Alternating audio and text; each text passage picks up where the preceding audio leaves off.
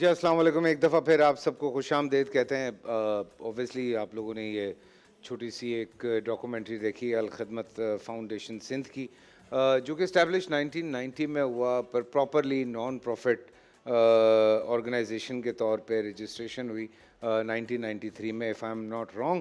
اور تب سے ہر طرح سے یہ کوشش کر رہے ہیں لوگوں کی خدمت کے لیے، اور ڈیولپمنٹ سروسز میں بھی بہت کام کر رہے ہیں، ریلیف پروگرامز میں بھی بہت کام کر رہے ہیں.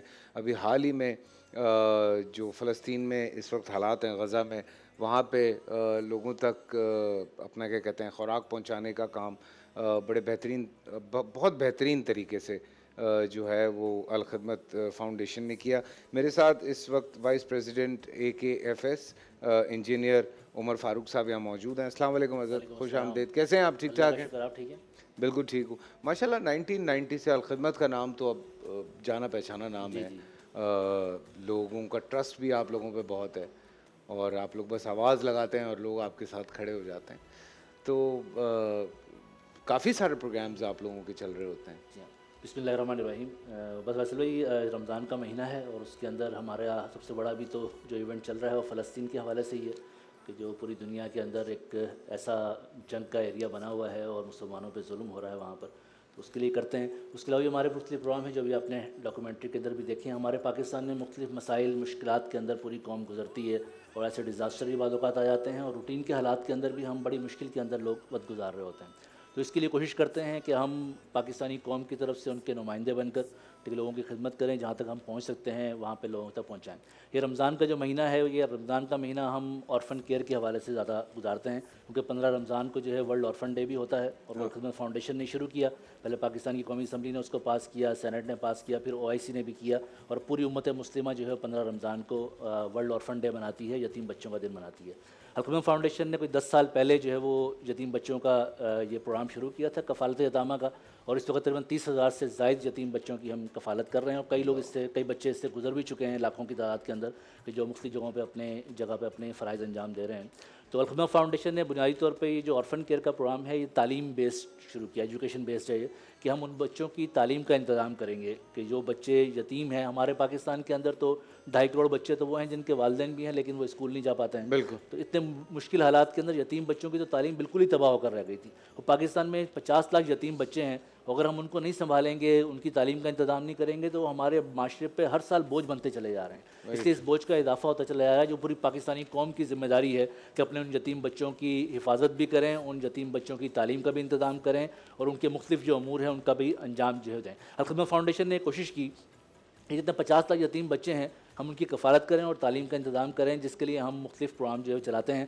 اللہ کے نبی کریم صلی اللہ علیہ وسلم نے اس کی ہدایت کی ہمیں. اللہ کے نبی کریم صلی اللہ علیہ وسلم خود بھی یتیم تھے، اور قرآن میں اللہ تعالیٰ نے اس کا ذکر بھی کیا ہے. اور ہمارا جو آغوش ہوم کا پروگرام ہے، جس میں ہم بچوں کو لے کر آتے ہیں، ان کے کھانے کا انتظام کرتے ہیں، ان کے رہنے کا انتظام کرتے ہیں، اور ان کی تعلیم کا انتظام کرتے ہیں. یہ اسی اللہ کے نبی کریم صلی اللہ علیہ وسلم کے بارے میں جو اللہ تعالیٰ نے سورہ ضحیٰ کے اندر کہا کہ اے نبی، ہم نے تو تمہیں اس وقت بھی اکیلا نہیں چھوڑا کہ جب تم یتیم تھے، تمہیں ٹھکانہ فراہم کیا، تمہیں سنبھالا اور تمہیں غنی کر دیا. اسی بیس کے اوپر ہم نے جو آغوش ہوم بنایا ہے، ہم بچوں کو لے کر آتے ہیں، اور ہم نے یہ طے کیا ہے فیصل بھائی کہ ہمارے جو آغوش ہوم ہوں گے وہ پاکستان کی جو بہترین بورڈنگ اسکول کے اندر جو فیسلٹی ملتی ہے وہ ہمارے آغوش ہوم کے اندر ملے گی. اس وقت ہمارے 20 آغوش ہوم جو ہے وہ آپریشن میں ہیں، اور 10 کے قریب جو ہے وہ بن رہے ہیں.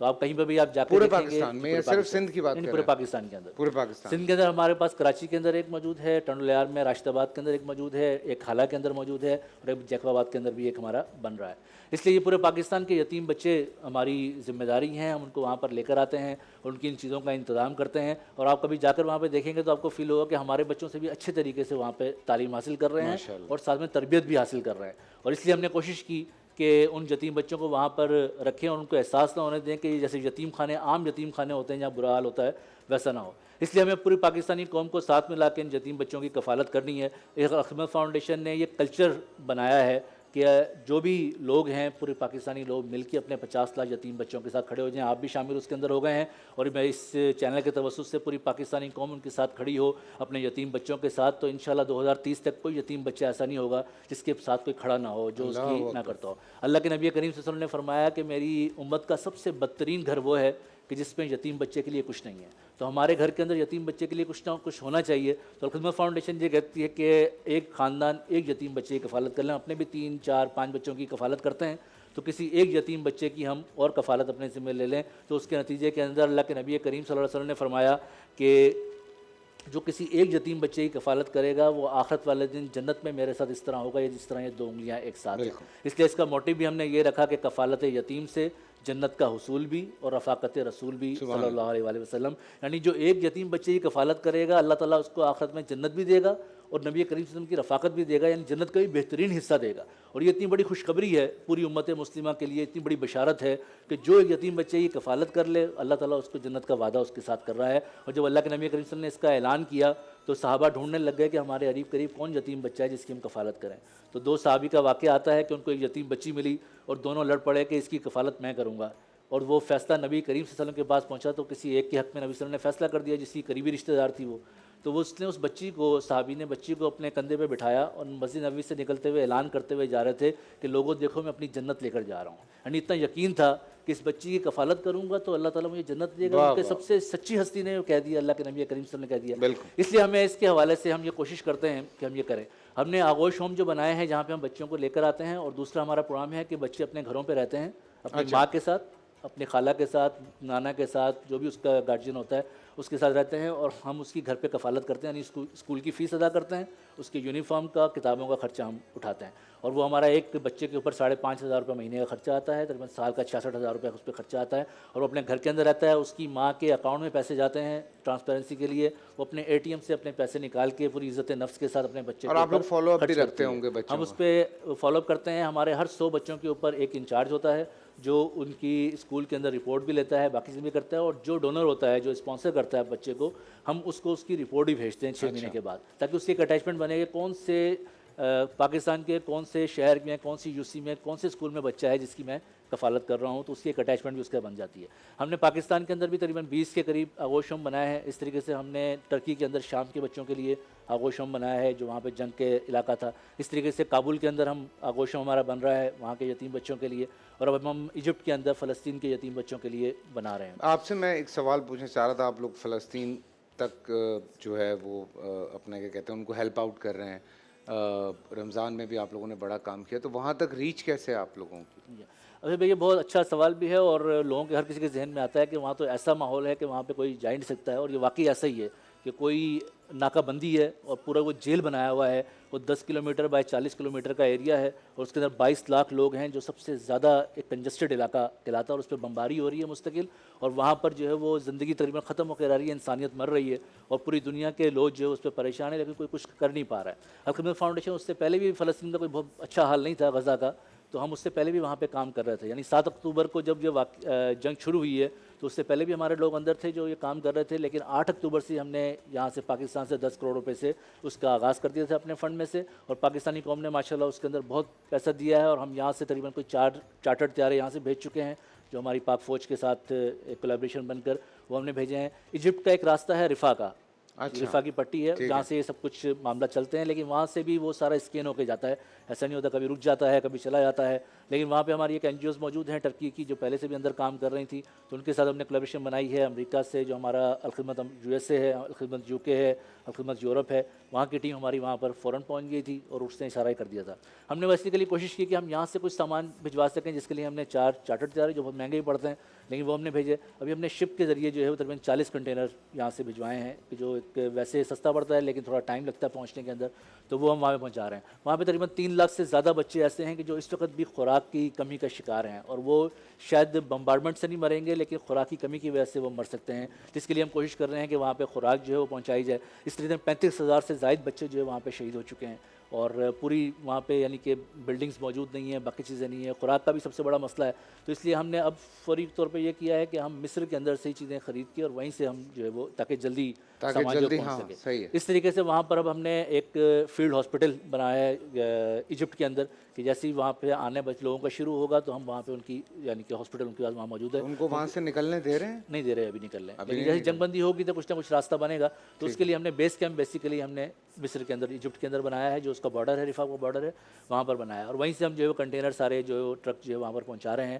لیکن وہ بہت بری حالت ہے, یعنی وہاں پہ مسائل کا شکار ہیں. اور پاکستانی قوم جو ہے وہ اس نے بہت زبردست اس کے اندر چیریٹی کی ہے اور وہاں کے لوگوں کے لیے دیا ہے.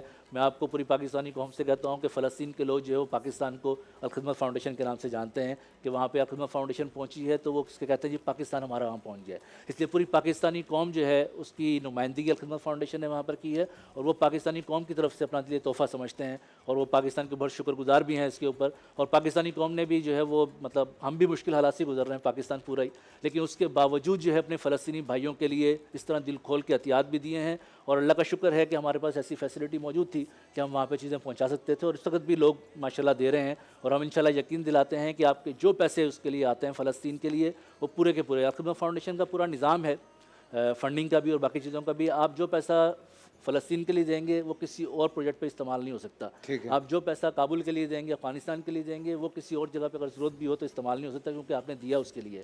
اس طرح جو کفالت یتامہ کے لیے آ جائے گا, وہ کفالت یتامہ سے پانی میں نہیں جا سکتا. ٹھیک ہے. جو پانی میں آ جائے گا وہ ہیلتھ میں نہیں جا سکتا.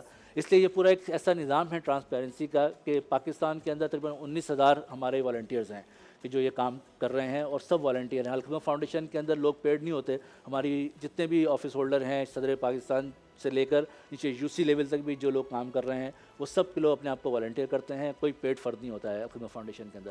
اس لیے ہم نے یہ کوشش کی ہے پوری پاکستانی قوم سے مل کر, الخدمت فاؤنڈیشن اکیلی تو نہیں کر سکتی ہے, لیکن پاکستانی قوم سے مل کر اس کی نمائندگی بھی کی جائے. ہم پہلے سوچتے تھے کہ باہر کے لوگ ہی ہمیں امداد کرتے ہیں, لیکن اللہ کا شکر ہے کہ اب فلسطین کے اندر بھی, ترکی کے اندر بھی, شام کے اندر بھی, افغانستان کے اندر بھی پاکستانی قوم کی طرف سے ہم نے جو امداد وہاں پہ شروع کی ہے. اللہ آپ کو بہت کامیاب کرے. میں واقعی آپ یتیموں کی بات کر رہے تھے, اس وقت جو فلسطین میں بھی حال ہے وہ بہت انبیریبل ہے. اسی لیے ہم یہ ڈیٹیل جو ہیں الخدمت فاؤنڈیشن کا, یہ اس وقت آپ کی اسکرینز پہ موجود ہے. آپ پلیز اور ہیلپ کریں. اس وقت ہمارے ملک میں تو جو پریشانیاں ہیں, جو بچے ہیں ان کو بھی آپ سپورٹ کر سکتے ہیں. ہاسپٹل میں جو لوگ ہیں ان کو بھی سپورٹ کر سکتے ہیں تھرو الخدمت فاؤنڈیشن. جو لوگ اس وقت فلسطین میں ہمارے فلسطینی بہن بھائیوں کو سپورٹ کرنا چاہتے ہیں, بچوں کو سپورٹ کرنا کسی بھی فیلڈ میں, آپ اگر ان کی ویب سائٹ پہ چلے جائیں گے آپ کے لیے بہت آسانی ہو جائے گی کہ آپ کس اسپیسیفک فیلڈ میں الخدمت فاؤنڈیشن کو سپورٹ کرنا چاہتے ہیں. تو میرے خیال سے وہ آپ لوگوں کے لیے بھی زیادہ آسانی ہوگی. بالکل جائیے. اور اگر آپ کہتے ہیں کہ یار میں ان سب فیلڈز میں جو ہے وہ تھوڑا تھوڑا اپنا حصہ ڈالنا چاہتا ہوں, تو ایسے بھی ہو سکتا ہے. ویسے اگر ایک بچے کی کفالت کرتے ہیں تو تقریباً 5,500 روپے مہینہ ہے, وچ از نتھنگ. آئی مین کچھ بھی نہیں ہے. آج کے زمانے میں لوگ ایک وقت میں بیٹھ کے 12,000 روپے کا پزا کھا جاتے ہیں, تو یہ تو 5,500 روپے تو کچھ بھی نہیں ہے. جو لوگ افورڈ کر سکتے ہیں, میں ان کی بات کر رہا ہوں. تو پلیز آگے بڑھیں, الخدمت فاؤنڈیشن کو سپورٹ کریں. آپ نے تقریباً تمام باتیں عمر صاحب کی سنی ہیں, اور سننے کے بعد واقعی اس وقت حالات سے بھی ڈر لگتا ہے, لیکن اللہ بہتری لانے والا ہے. اللہ پہ یقین رکھنا ہے. اور یہ حقیقت ہے کہ رمضان چونکہ آج پتہ نہیں, آج ہمارا یہ لاسٹ ٹرانسمیشن ہے, اس کے بعد ہم اگلے سال ملتے ہیں یا ہم کل ملتے ہیں, وی ڈونٹ نو. بٹ یہ ہے کہ ابھی بھی موقع ہے ڈبل 4 گنا بونس لینے کا. تو یہ ابھی بڑا اچھا ٹائم ہے, ابھی ہے, افطار تک ہے, 4 گنا بونس حاصل کرنے کا وقت ہے. تو میرے خیال سے یہ 4 گنا بونس کا بھی وقت ہے. سو اس کا فائدہ اٹھا لیں. ابھی لوٹ سیل لگی ہوئی اللہ کی طرف سے, کہ آپ سوچیں نا کہ یار آپ نفل ادا کرتے ہیں تو آپ کو کتنے, آپ کو 70,000, مطلب ہر چیز میں آپ کو اتنا پروفٹ اللہ تعالیٰ دے رہا ہے. تو یہ حقیقت ہے کہ آپ 1 روپیہ خرچ کرتے ہیں تو اس کے بدلے اللہ آپ کو 70 روپے دے گا. یہ تو حقیقت ہے. جو جاتا ہے اس سے 7 گنا زیادہ, 70 گنا زیادہ اللہ تعالیٰ آپ کو دیتا ہے. تو بس آگے بڑھیں, الخدمت فاؤنڈیشن کو ہیلپ آؤٹ کریں. بچے یتیم ہیں فلسطین میں, جو بچے ہیں, بزرگ ہیں. یہ ہاسپٹل کی بات کر رہے تھے, اس وقت اگر آپ دیکھیں تو جو غزہ میں ہاسپٹلز ہیں وہ تک تباہ کر دیے گئے. جو جنیوا کنونشن ہے اس کو تو اس طرح سے اپنا کیا کہتے ہیں اسرائیل نے بریک کیا ہے, پر کوئی اس پہ آواز اٹھانے والا نہیں ہے, کوئی اس کے بارے میں کچھ کہنے والا نہیں ہے. تھینک یو سو مچ. جی عمر بھائی کچھ کہہ دیں, پھر اس کے بعد میں فلسطین کے حوالے سے کہہ رہا ہوں کہ دیکھیں بہت بڑا ایک ایشو ہے نا جس کو ہم سمجھتے نہیں اس طریقے سے, کہ پچھلے 70-75 साल से वो मुस्तकिल इस आजमाइश के अंदर मौजूद हैं। लेकिन पिछले 6 महीने से उन्होंने जो इस्तकामत दिखाई है और उन्होंने जो पूरी दुनिया का जोग्राफिया चेंज करके रख दिया है, लोग समझते थे कि ये तड़ने वाला है और इसको इस तरीके से ही खा जाएंगे, लेकिन जो उनकी इस्तकामत है तो हम सबको बेसिकली उन्होंने पूरी दुनिया के लोगों को हुर्रियत का रास्ता दिया है और हम सबको मिलकर उनके साथ खड़े होना चाहिए। हमारा फ़र्ज़ किफ़ाया वो अदा कर रहे हैं, उनकी ज़रूरत है। वहाँ पे एक बच्चे से पूछा कि तुम बड़े होकर क्या करोगे, हमारे बच्चे से पूछे, वो कहता है मैं बड़े होकर पायलट बनूंगा। तो उससे पूछा तो वो कहता है हमें तो बड़े नहीं होने दिया जाता, उससे पहले ही मार दिया जाता है। तो ये उनको पता है कि हमें मार दिया जाएगा, लेकिन अपनी ज़मीन के लिए, अपने हक़ के लिए, अपने राइट्स के लिए उन्होंने ये सारी की सारी जितनी भी आजमाइशें हैं उनको कर दिया है। हमारे ऊपर ये आजमाइश है कि हम किस तरीके से उनको हेल्प आउट करते हैं। हमारे मुसलमान भाई हैं और किस तरीके से वो अपनी मुश्किल के अंदर वक्त जो गुजार रहे हैं, तो हमने मिलकर जो उनका मसला हल कर दिया।